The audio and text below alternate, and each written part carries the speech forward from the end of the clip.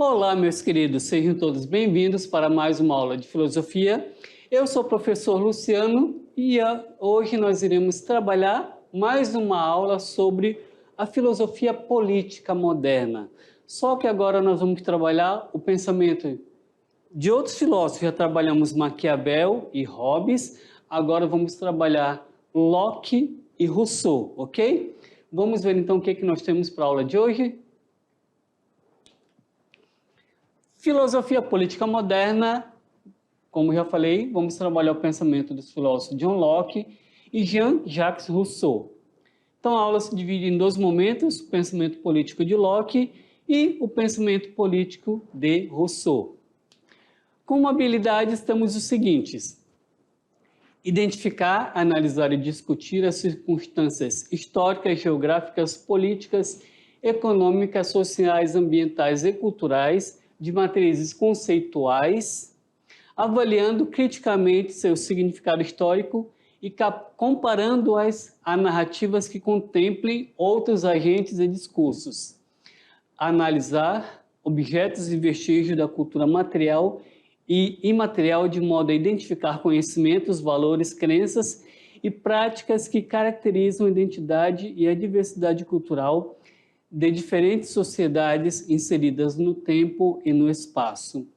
E identificar e caracterizar a presença do paternalismo, do autoritarismo e do populismo na política, na sociedade e nas culturas brasileira e latino-americana, em períodos ditatoriais e democráticos, relacionando-os com as formas de organização e de articulação das sociedades em defesa da autonomia, da liberdade, do diálogo e da promoção da democracia, da cidadania e dos direitos humanos na sociedade atual.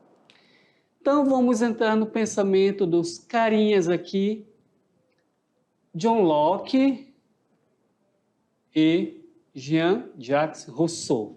Então, em cima do pensamento desses dois filósofos aí, queremos abordar o pensamento político, certinho? Vamos lá então? Então, olha só. Primeiramente, o pensamento político de Locke.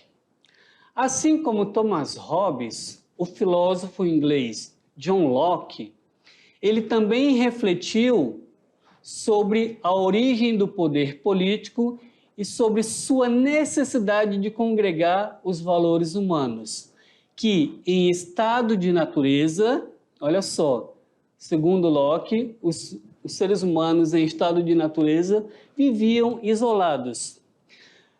Lembram-se que Hobbes, que nós vimos na última aula, falava que em estado de natureza o homem era mau, ele era um ser violento, ele era individualista, egoísta, e ele tinha que garantir a sua própria sobrevivência usando de todos os meios necessários. Em estado de natureza, para Hobbes, o homem era um ser mau. Por isso que ele dizia, o homem é o lobo do homem. Então isso significa que o homem em estado de natureza ele era mau, ruim. Então Locke, ele parte desse princípio do estado de natureza também. Mas ele vai dizer o seguinte, ele já é mais um pouco, a filosofia dele não é tão radical como a de Hobbes. Só que ele dizia o seguinte, ele refletiu sobre a origem do poder político e da necessidade de congregar os valores humanos. E ele dizia que o homem em estado de natureza era uma pessoa que vivia isolado, vivia a sua vida. Vamos adentrar no pensamento político dele? Que olha só, os seres humanos em estado de natureza, segundo Locke, eles viviam isolados. Enquanto Hobbes, que a gente acabou de falar, imagina um estado de natureza marcado pela violência, pela guerra de todos contra todos, Locke, por sua vez, faz uma reflexão mais moderada sobre o estado de natureza. Ele, John Locke, se refere ao estado de natureza como uma condição na qual, pela falta de uma normatização geral, ou seja, pela falta do Estado, pela falta de alguém que julgue as ações dos indivíduos, ou seja, se eu, dentro do Estado, dentro do contrato social, por exemplo, eu cometi um erro, irei preso dentro da nossa sociedade, dentro das nossas leis, irei preso e serei julgado. Isso dentro do contrato social. Mas aqui a gente está analisando ainda em estado de natureza. Ou seja, para Locke não existe ainda a normatização política. Então ele vai dizer o seguinte, olha só, vamos voltar lá no texto.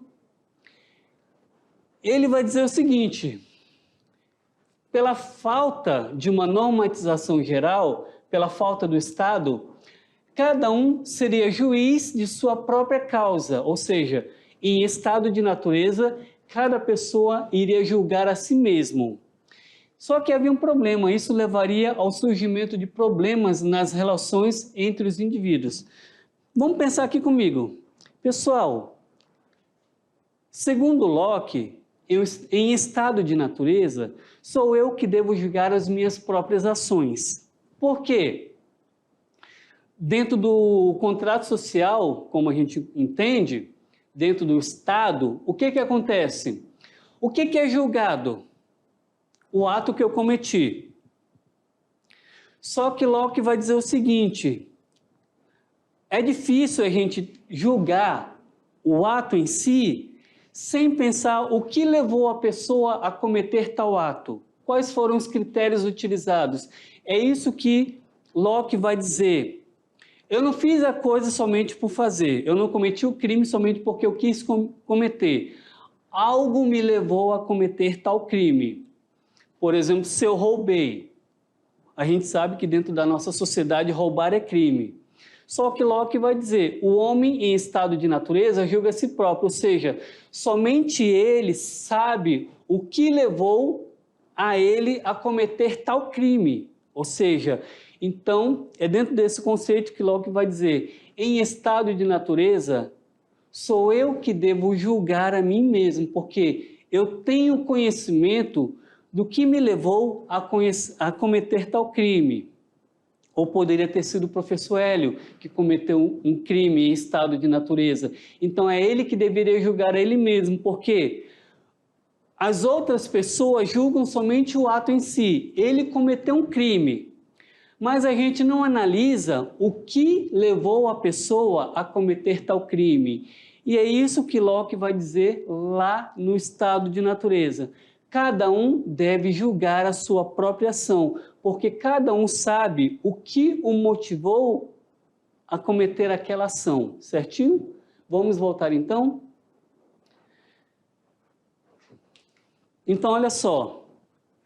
Assim como Hobbes, o filósofo John Locke analisou as dificuldades de se viver no estado de natureza, o que exige a aceitação de um contrato social para construir a sociedade civil. É somente através do contrato social que será instituído a sociedade civil, segundo Locke.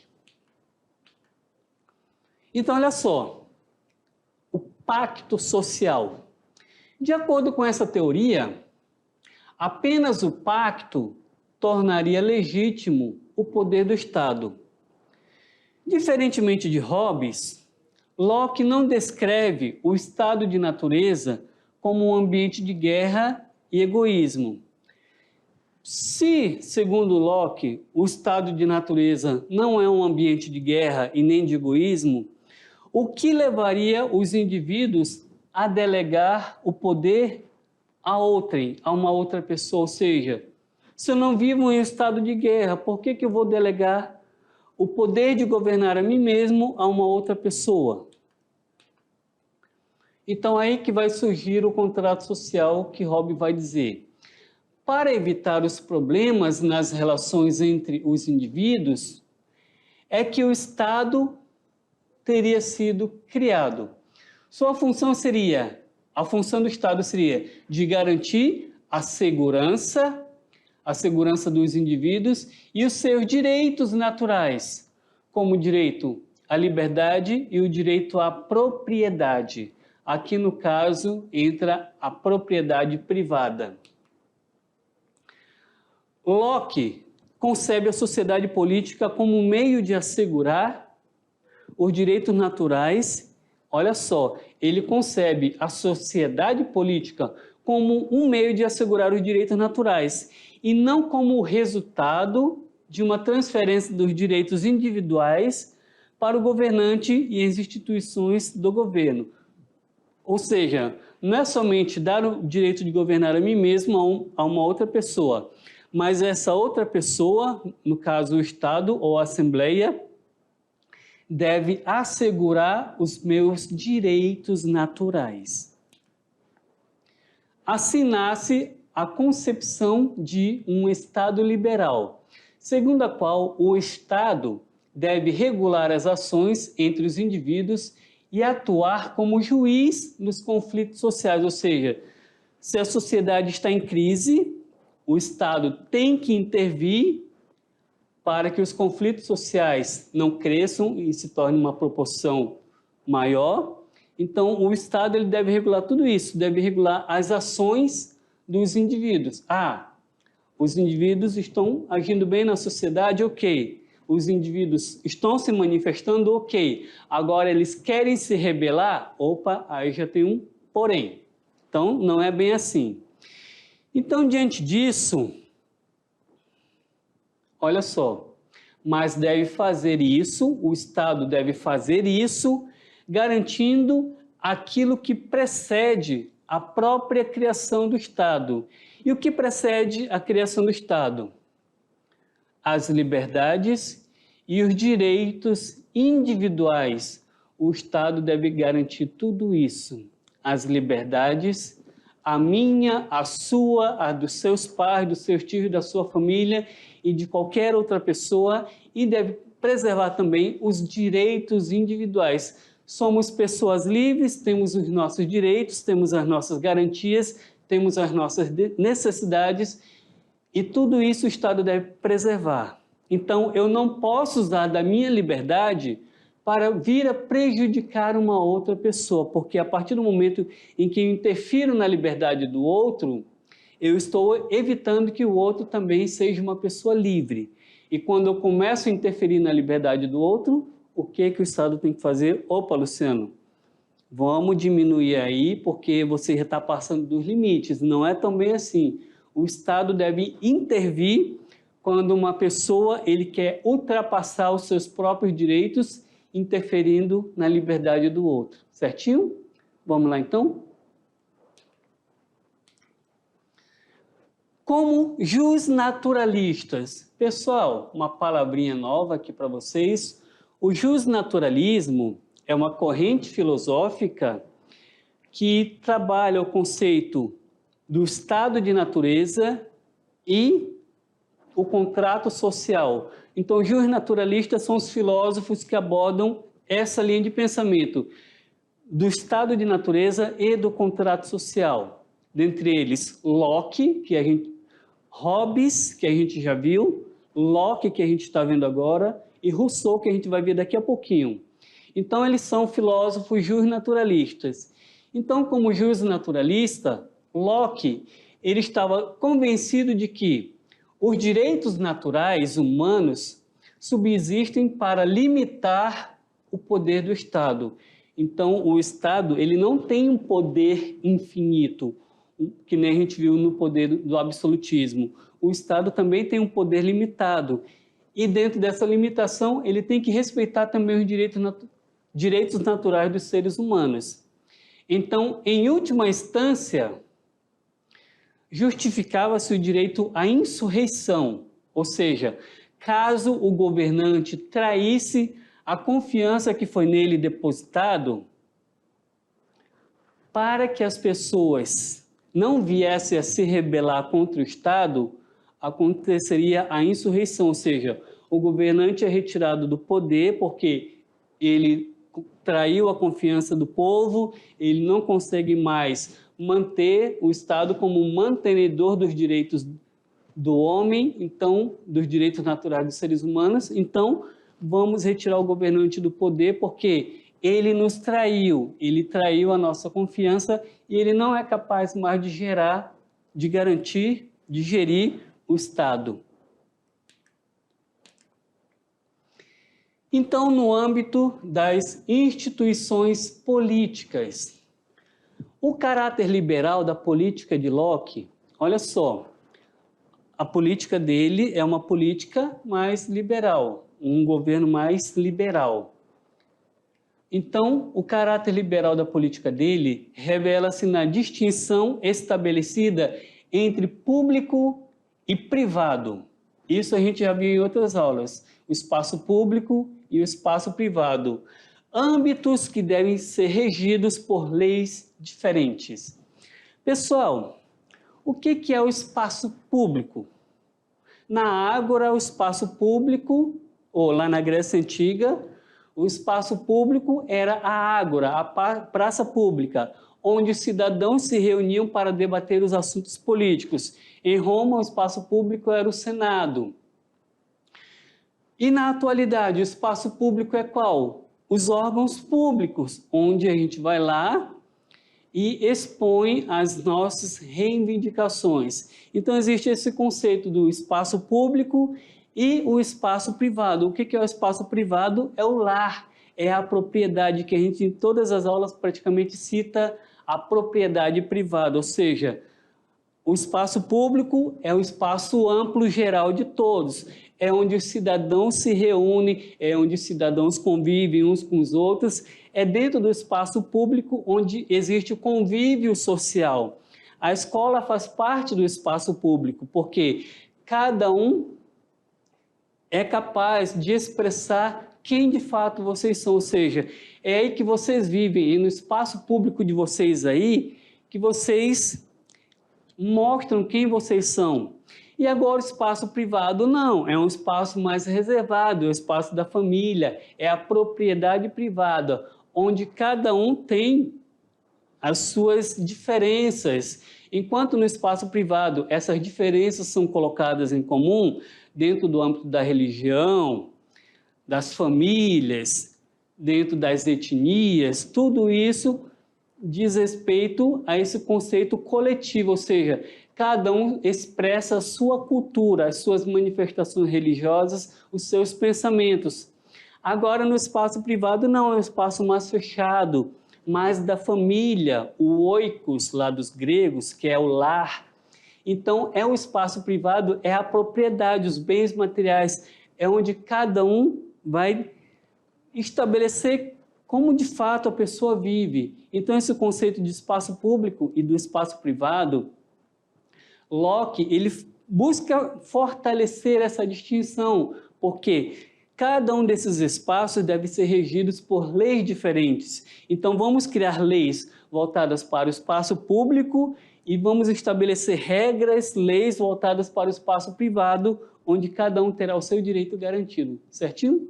Vamos continuar, então? Então, olha só. O poder político não deve, em tese, ser determinado por condições de nascimento, como a gente viu lá entre os gregos. Somente uma das condições para a pessoa ser cidadã lá entre os gregos era a pessoa ter nascido na cidade onde ela está vivendo, onde ela reside.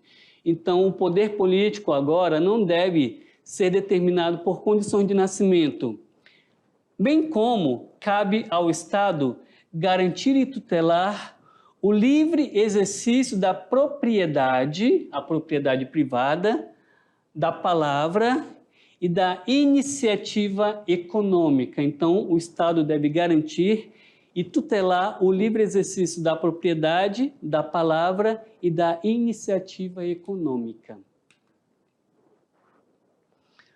Olha só, um aspecto progressista do pensamento liberal de Locke é a concepção parlamentar do político. Para Locke, pessoal, poder legislativo. O poder legislativo, de acordo com o pensamento dele, é o poder supremo, ao qual devem subordinar-se todas as outras instituições, ou seja, temos o poder executivo, temos o poder legislativo e temos o poder judiciário. Então, Locke dizia que o poder legislativo deve exercer o poder supremo, ao qual devem subordinar-se todas as outras instituições. Então, vamos ver o seguinte: o que é o poder executivo? É o poder destinado a executar, a fiscalizar e a gerir as leis de um país. No âmbito deste poder está a Presidência da República, os ministérios, secretarias da Presidência, órgãos da administração pública e os conselhos de políticas públicas. Isso na nossa atualidade, pessoal. E eu estou falando disso hoje. Então, cabe ao Poder Executivo tudo isso daqui, ó. E ele tem o poder de executar, fiscalizar e gerir as leis de um país, executivo. Mas para Locke, o que predomina é o legislativo, que tem o poder supremo. O que é o legislativo, o poder legislativo? É o poder que estabelece as leis de um país. Olha só, é o poder que estabelece as leis de um país. Legislativo vem da palavra legislar. Executivo, ele executa. Aqui o legislativo, ele vai legislar as leis de um país. Cabe a este poder também a função de fiscalizar o poder executivo, que é o que nós acabamos de ver.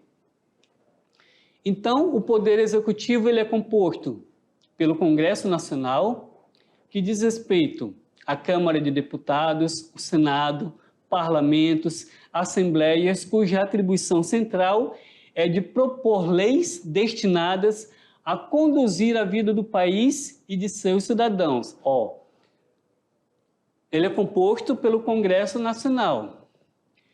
E tudo isso que diz respeito ao poder legislativo tem como função central de propor leis destinadas a conduzir a vida do país e de seus cidadãos. Ok?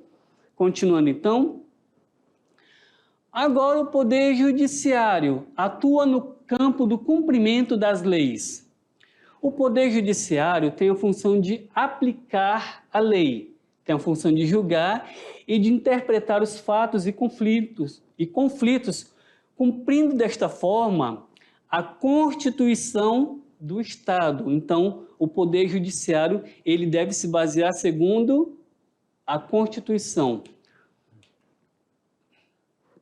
Ele é composto por juízes, promotores de justiça, desembargadores, ministros, representado por tribunais, com destaque para o Supremo Tribunal Federal, o STF.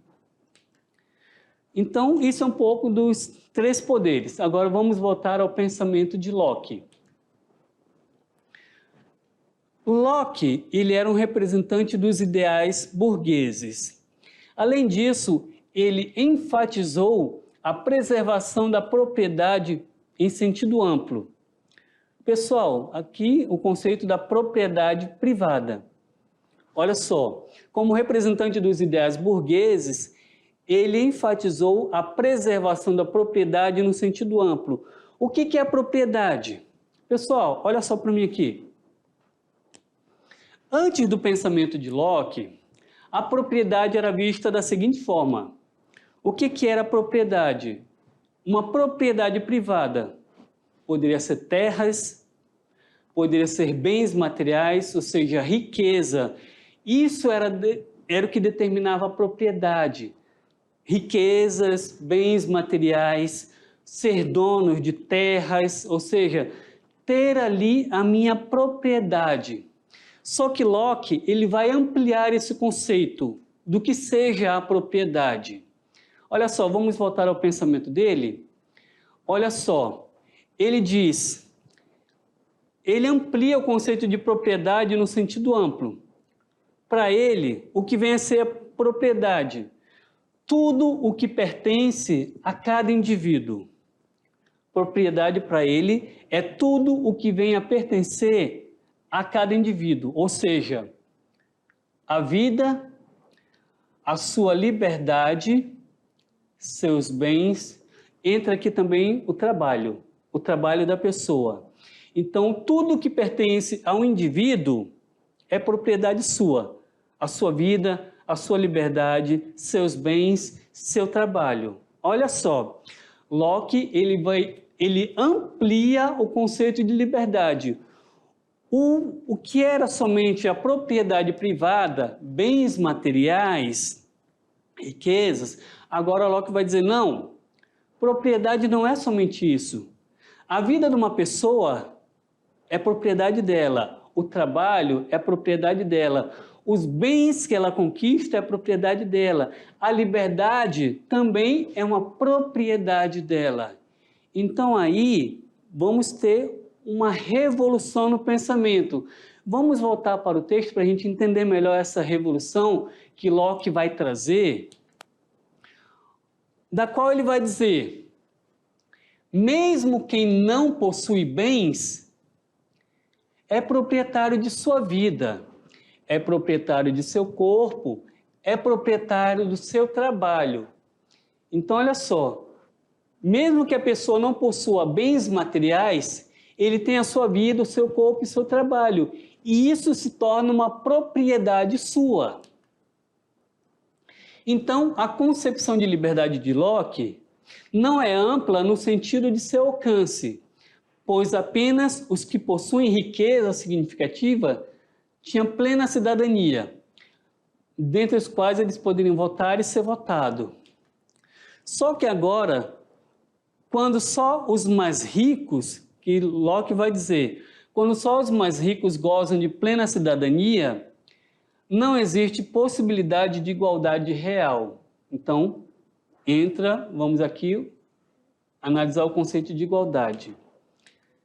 Pessoal, uma coisinha, vamos refletir aí o seguinte, olha só. Para refletir, vamos voltar aqui. Pode parecer óbvio que somos proprietários de nosso corpo, mas naquele momento de Locke lá, reconhecer essa situação representou um avanço para a sociedade. Pois olha só, pense no caso de ex-colônias, como o Brasil, onde existiu a escravidão legal até o século XIX. Pessoal, então vamos pensar o Brasil dentro desse conceito. Teve em nosso país a escravidão. Se dizia que os escravos eles não tinham propriedade de nada, ou seja, eles não poderiam ser considerados cidadãos porque eles não tinham a propriedade. E o pensamento de Locke vai dizer o oposto. Eles têm a propriedade, a vida deles é propriedade deles, o trabalho é deles. Então, o que faltava para essas pessoas pertencerem à sociedade? Eles ainda não tinham a liberdade.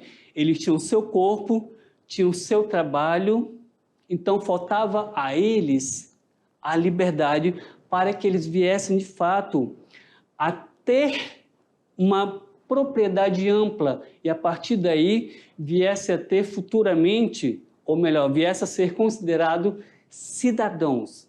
Então, os negros africanos lutaram não pela propriedade, porque eles já tinham a propriedade deles, que eram o corpo deles, o trabalho, a vida deles, só que lhes faltava a liberdade, e eles lutavam pela liberdade para, a partir do pensamento de Locke, para que eles viessem a fazer parte da sociedade, certinho? Por isso que o pensamento de Locke ele vem revolucionar o nosso cenário aqui no Brasil, porque a partir de agora, os negros, a partir do pensamento de Locke, os negros passam a ter propriedades, lhe faltando apenas a liberdade, certinho? Vamos continuar então no pensamento. Agora, o pensamento do filósofo Rousseau. Rousseau foi um filósofo contextualista de origem franco-suíça. O nome dele, Jean-Jacques Rousseau. Sua obra, Discurso sobre... Olha só, em sua obra, Discurso sobre a origem da desigualdade entre os homens, ele glorifica os valores da vida natural, valores da vida natural, no caso, no caso aqui, quando fala da vida natural, em Rousseau, ele está falando do estado de natureza. Então, ele glorifica os valores da vida natural e ataca a corrupção, a avareza e os vícios da sociedade civilizada. A sociedade civilizada é aqui já o contrato social. Então, para ele glorifica os valores do estado de natureza e vai atacar o contrato social, porque ele parte de um conceito totalmente oposto. Segundo ele examina o estado de natureza de maneira mais otimista do que seus antecessores contractualistas, Hobbes e Locke. Segundo Rousseau, agora, os indivíduos viviam em equilíbrio com suas poucas necessidades, cuidando da própria sobrevivência. Então, é aquilo que nós vimos lá, que ele vai falar, o bom selvagem. Então, as pessoas viviam a sua vida, uma vida simples, uma vida equilibrada, onde eles cuidavam da própria sobrevivência, até o surgimento da propriedade, a propriedade privada, quando uns passam a trabalhar para outros. Se eu não tenho uma propriedade privada, eu vou me submeter ao trabalho para outros. Então, isso faz com que seja gerado na sociedade a escravidão e a miséria. Ele cria a hipótese, de acordo com o pensamento dele, de um homem que teria vivido tranquilamente a sua vida antes de socializar-se. E a socialização, com a socialização foi introduzida a desigualdade. E a desigualdade corrompe o ser humano, porque uns querem ter mais do que outros. Esse homem hipotético é designado por Rousseau como o bom selvagem. Rousseau vai dizer que o homem, por natureza, é bom, mas a sociedade corrompe ele. Então, esse conceito de bom selvagem, para Rousseau, em estado de natureza o homem é bom, só que a sociedade vai corromper o homem.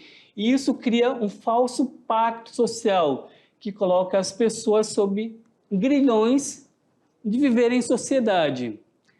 Então, há de se considerar a possibilidade de outro contrato verdadeiro e legítimo, pelo qual o povo esteja reunido sob uma só vontade. Ou seja, não adianta dizer que nós vivemos dentro de uma sociedade sem que, para isso, para Rousseau, a pessoa de fato aceite o contrato social. Então, de acordo com ele, o contrato social, para ser legítimo, origina-se do consentimento necessariamente unânime, ou seja, as pessoas, todas elas têm que concordar com o contrato social, não havendo dúvidas de erro. Então, cada associado se aliena totalmente ao abdicar sem reservas de todos os seus direitos em favor da comunidade, ou seja, pela comunidade e por todos eu vou renunciar a todos os meus direitos para viver em sociedade, mas eu tenho que ter ciência disso, eu tenho que estar ciente da minha renúncia. O indivíduo abdica da sua liberdade pelo pacto, mas como ele próprio é parte integrante e ativa do todo social, porque ele, já que ele é participante da vida em sociedade, ele ajuda a criar leis. Então, ao obedecer às leis que ele criou, que ele ajudou a criar, ele obedece a si mesmo. E se ele obedece essa lei que ele ajudou a criar, ele é uma pessoa livre. A obediência à lei que se estatuiu a si mesmo, essa palavra mesmo, pessoal, estatuiu a si mesma é liberdade, porque a pessoa cria leis para governar a ela mesma. E isso significa que, com o contrato, o povo não perde a soberania, porque o Estado criado por ele não está separado dele mesmo. Ele está criando a lei, ele está criando o Estado, fundamentando as leis, das quais a lei irão gerir a ele mesmo.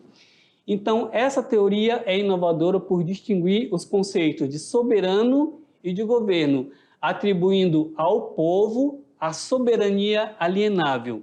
Então, cada associado nada perde de fato, porque a soberania do povo, manifestado pelo poder de legislar, é inalienável, isto é, não pode ser representada, ou seja, não podemos delegar a uma outra pessoa o poder. Sou eu que devo participar desse conceito.